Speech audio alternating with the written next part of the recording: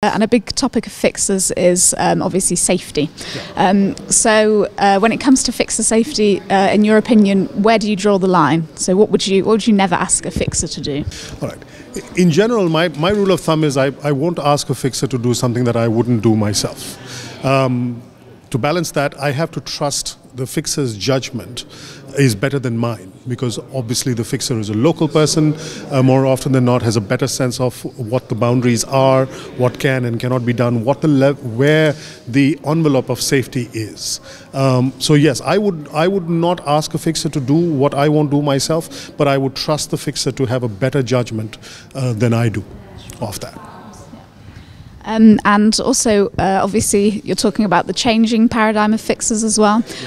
So with the rise of social media, citizen journalism, how do you think that's going to make a challenge for journalists to be able to really rely on their fixers when they might turn to other channels to get their voice heard?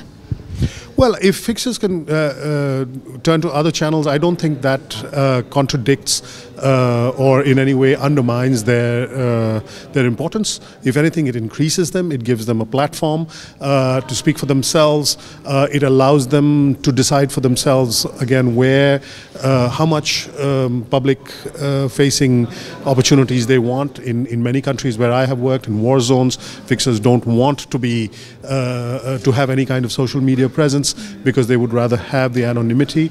But I think it's a good thing. It also, to think of it in purely practical terms, it also allows them to let the world know that they're there. And if they build credibility, if they build following online, it makes it easier for correspondents to identify a good fixer, to reach out to one. If I'm going to a country where I've never been before, but I follow a bunch of people on social media, I could reach out to them and say, look, this is what I need, this is the kind of story I'm looking for. Would you help me, or can you point me to someone who can help me? It allows for better communication between people on the ground and people outside. So I think fixers on social media, that's their call to make if they want to be there. But if they are, it's a good thing. I think what we need is an international set of rules and practices for how media organizations hire and treat fixers.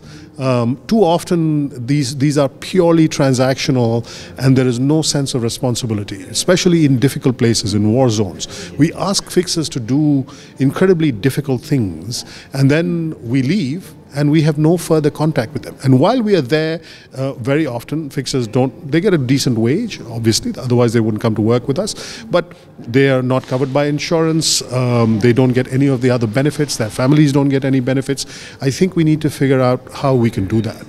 And then after we leave, they may still come to harm because they worked for us. And I think we need to take some responsibility for that. We can't simply say, well, the transaction's over, here's your money, see you next time. And if something were to happen to them while we're gone, that we have no responsibility. I think we need all media organizations, Western media organizations in particular, need to come up with a set of principles that they apply in these cases.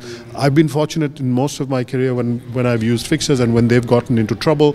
I was working for Time magazine. The magazine was willing to do the right thing. But in every instance, I had to ask, my bosses had to agree, they agreed immediately, but I had to ask, my bosses had to agree, then that had to go to the finance department had to agree.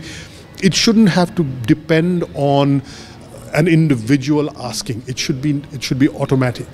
And I think we can come up with a set of principles. I think we can call them the Perugia principles of hiring and using fixers. I would love to have a discussion around that, and I would love to see these principles devised and adopted by the media in general.